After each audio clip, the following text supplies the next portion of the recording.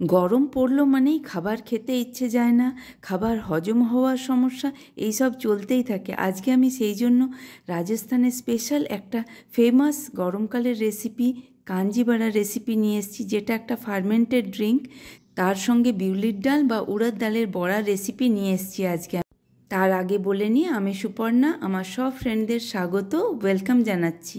কাঞ্জিবাড়া রেসিপিতে যে জলটা বানানো হয় সেই জলটাতে একটা সুন্দর মশলা দেওয়া হয়, আর ওই মশলাটা ফার্মেন্ট হয়ে নিয়ে সুন্দর একটা জলের মধ্যে টক ভাব এনে দেয়। এর জন্য হলুদ সর্ষে আমি 2 চামচ নিয়েছি, কালো সর্ষে 1 চামচ ভালো করে রোস্ট করে গ্রাইন্ড করে নিয়েছি, আর 2 রকমের সল্ট নিয়েছি। ব্ল্যাক সল্ট 2 টিস্পুন নিয়েছি, আর নর্মাল সল্ট নিয়েছি 1 টিস্পুন। আর জলের টেস্টটা বাড়ানোর জন্য আমি নিয়েছি ভাজা জিরে, গোলমরিচ, লঙ্কা গুঁড়ো, আর তার সঙ্গে হিঙের গুঁড়ো নিয়েছি।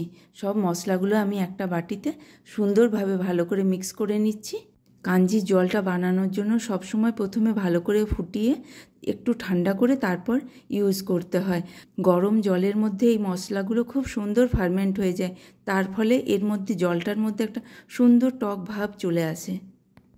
এই কাঞ্জির জলটা বেশি মশলার প্রয়োজন হয় না, শুধু হলুদ, সর্ষে পাউডার আর নুন দিয়েই সুন্দর রেডি হয়ে যায়। এই কাঞ্জির জলটা বানানোর জন্য সবসময় মাটির পাত্রে বা কাঁচের বাসনই ইউজ করতে হয়। এবার কাঞ্জি ওয়াটারটা আমি বানিয়ে নিচ্ছি। এর জন্য 2 চামচ আমি ওই মশলা মিক্সচারটা নিলাম, আর 1 লিটার জল ওর মধ্যে ঢেলে দিলাম ভালো করে। আর এর মধ্যে আমি বিটরুট আর গাজর স্লাইস করে কেটে জলের মধ্যে দিয়ে দিলাম। তাহলে এই কাঞ্জির জলটা কালারটাও চেঞ্জ হয়ে যাবে, দেখতে খুব সুন্দর লাগবে। কাঞ্জির জলটা আমার রেডি হয়ে গেল। এবার একটা সুতির কাপড় দিয়ে ভালোভাবে হালকাভাবে মুখটা আমি বেঁধে দিলাম। এটা আমি 3 দিনের জন্য ফার্মেন্ট হওয়ার জন্য রোদে রেখে দেব। রোদ যদি না থাকে তাহলে দই যেমন আমরা গরম জায়গায় রেখে দিই ফার্মেন্ট হওয়ার জন্য, সেই রকম এটাও গরম জায়গায় রেখে দিলেই ফার্মেন্ট হয়ে যায়। কাঞ্জির বড়াটা বানানোর জন্য আমি বিউলির ডালটা ওভারনাইট সোক করে গ্রাইন্ড করে স্মুথ পেস্ট করে নিয়েছি। বড়ার ব্যাটারটা ঠিক মতন ফেটানো হয়েছে কিনা ওই জন্য একটু জল দিয়ে চেক করে নিলাম। কাঞ্জির বড়াগুলোর টেস্ট বাড়ানোর জন্য আমি এর মধ্যে আদা, কাঁচা লঙ্কা, ধনেপাতা, হিং একটু দিয়ে দিলাম। তাহলে শুকনো খেলেও ভালো লাগবে, আর কাঞ্জির জলের মধ্যে দিয়ে দিলেও খেতে ভালো লাগবে। বড়ার ব্যাটারটা আমি আরেকবার ভালো করে মিক্স করে নিলাম। এদিকে কড়াইটাও আমি বসিয়ে দিয়েছি, তেল গরম হতে দিয়ে দিয়েছি। এখানে আমি রিফাইন অয়েল ইউজ করলাম। মিডিয়াম লো ফ্লেমে রেখে আমি সব বড়াগুলো একে একে ভেজে তুলে নিচ্ছি। বড়াগুলো ফ্রাই হতে বেশি সময় লাগে না, খুব তাড়াতাড়ি ফ্রাই হয়ে যায়। এই কাঞ্জিবাড়ার রেসিপি আপনারা কে কে বানিয়েছেন অবশ্যই কমেন্ট করে আমাকে জানাবেন, আর কে কে এটা খেতে ভালোবাসেন তাও আমাকে কমেন্ট করে জানাবেন। এই কাঞ্জিবাড়ার রেসিপিটা অনেকটা দই বড়ার রেসিপির মতনই। এই কাঞ্জি বড়াগুলো আমি এবার নুন জলের মধ্যে সফট হওয়ার জন্য 10 মিনিটের মতন রেখে দিলাম। তারপরে আমি সার্ভ করব। এইদিকে চেক করে দেখি আমার কাঞ্জিটা রেডি হয়েছে কিনা।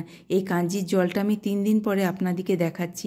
সুন্দর কাঞ্জির জলটা রেডি হয়ে গেছে, দেখুন কি সুন্দর বিটরুটের কালারটা জলের মধ্যে এসে গেছে। দেখুন এইভাবে আমি বড়াগুলো কাঞ্জির জলের মধ্যে দিয়ে দিলাম, আর কাঞ্জির জলে যে মশলাগুলো দিয়েছি এই মশলাগুলো বড়াগুলোর মধ্যে ঢুকে গিয়ে এত সুন্দর খেতে লাগে। এই কাঞ্জি বড়ার রেসিপিটা আমরা ছোটোবেলায় খুব খেতাম, মামা বাড়িতে যেতাম তখন ওখানেও খুব পাওয়া যায় এই কাঞ্জি বড়া। দোকানে যেমন কাঞ্জি বড়া গ্লাসে সার্ভ করে, আজকে আমি সেইভাবে গ্লাসেই সার্ভ করছি কাঞ্জি বড়াগুলো। প্রথমে বড়াগুলো দিয়ে দিলাম, এরপর কাঞ্জির জলটা আমি পুরোটা ফিল করে দিচ্ছি গ্লাসের মধ্যে, আর এর মধ্যে একটু গার্নিশ করার জন্য আমি সেউ ভাজা আর ভাজা জিরে গুঁড়ো স্প্রিঙ্কল করে দিচ্ছি। দেখুন কত সুন্দর লাগছে। অবশ্যই একবার আপনারা ট্রাই করে দেখতে পারেন। গরমের এই রেসিপিটা যদি আপনাদের ভালো লেগে থাকে অবশ্যই আমার পেজটা ফলো করে রাখার অনুরোধ রইল। আপনারা লাইক কমেন্ট করলে খুব মোটিভেট হই, আরও নতুন নতুন রেসিপি বানাতে ইচ্ছে যায়। সবাই ভালো থাকবেন, সুস্থ থাকবেন। দেখা হবে আমার নেক্সট ভিডিওতে। পুরো ভিডিওটা দেখার জন্য আপনাদের সবাইকে অসংখ্য ধন্যবাদ। নমস্কার।